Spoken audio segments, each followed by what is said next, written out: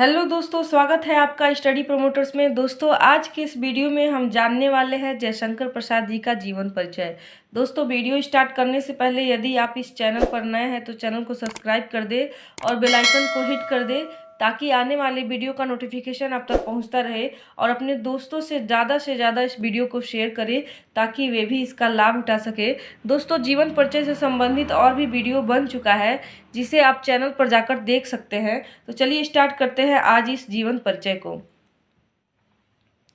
बहुमुखी प्रतिभा के धनी जयशंकर प्रसाद का जन्म काशी के एक प्रतिष्ठित वैश्य परिवार में सन 1889 ईस्वी में हुआ था। बहुमुखी प्रतिभा के धनी जयशंकर प्रसाद का जन्म काशी के एक प्रतिष्ठित वैश्य परिवार में हुआ था और इनका जो जन्म है वह सन 1889 ईस्वी में हुआ था। दोस्तों, इनके ये जो सन है इसमें काफ़ी मतभेद है। कुछ बुक में ये भी लिखा है कि इनका जो जन्म हुआ था वह 1890 ईस्वी में हुआ था। हो सकता है कि आपके भी बुक में यही लिखा हो। तो दोस्तों, आप कंफ्यूज मत होइएगा क्योंकि इनका जो जन्म है वह सन 1889 ईस्वी यही सही उत्तर है। इनके पिता देवी प्रसाद स्वयं साहित्य प्रेमी थे जो सुंघनी साहू के नाम से प्रसिद्ध थे। इस प्रकार प्रसाद जी को जन्म से ही साहित्यिक वातावरण प्राप्त हुआ। देखिए, इनके जो पिताजी थे उनका नाम देवी प्रसाद था और ये खुद ही एक साहित्यिक प्रेमी थे।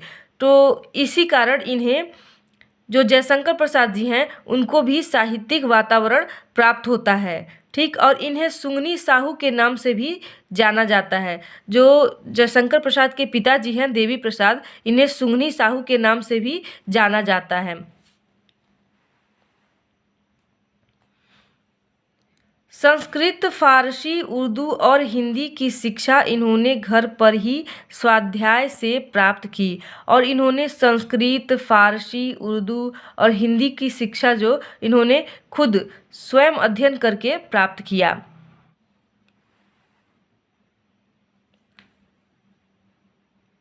कुछ समय के लिए इनका नाम क्वींस कॉलेज में लिखवाया गया किंतु वहाँ 8वीं कक्षा से अधिक नहीं पढ़ सके। इनका जो एडमिशन है वह कुछ समय के लिए क्वींस कॉलेज में कराया गया किंतु वहाँ पर इन्होंने केवल 8वीं कक्षा तक पढ़ी, इससे अधिक वहाँ पर पढ़ाई नहीं कर सके। बाल्यावस्था में ही इनके माता और पिता की मृत्यु हो गई और कुछ समय उपरांत इनके बड़े भाई की भी मृत्यु हो गई। देखिए, इनका बाल्यावस्था में ही इनके माता और पिता की मृत्यु हो जाती है और कुछ समय बीतने के पश्चात इनके बड़े भाई की भी मृत्यु हो जाती है। इनके बड़े भाई का नाम श्री शंभुनाथ है, जो हमने इसमें नहीं लिखा है क्योंकि बच्चों को नाम याद करने में काफ़ी दिक्कत होती है, इसीलिए हमने ऐसा लिखा है। आप चाहे तो आप इस नाम को याद कर सकते हैं और लिख भी सकते हैं अपने मन से। शंभुनाथ इनके भाई का नाम है। तो चलिए आगे देखते हैं।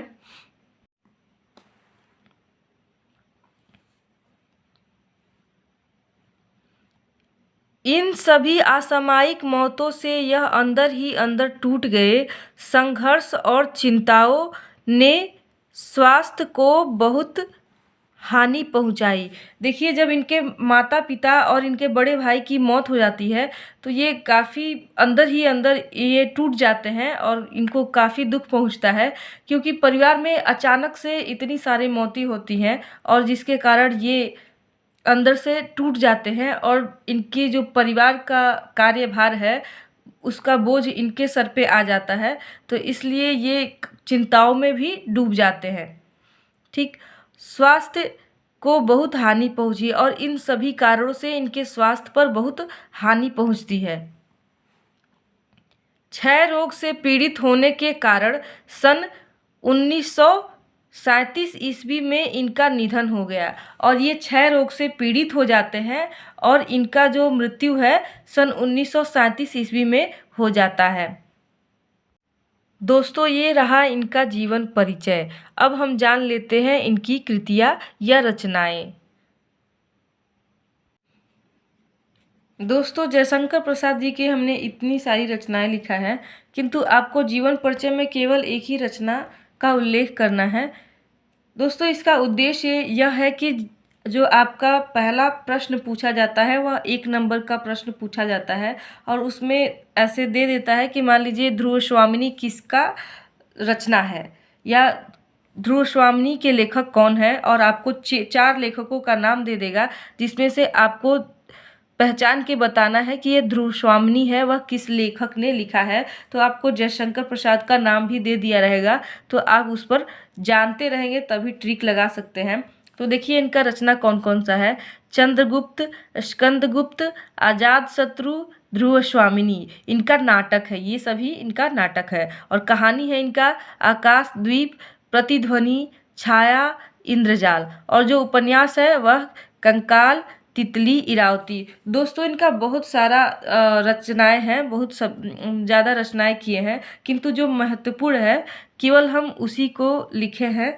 तो आप इन सभी को याद कर लीजिए।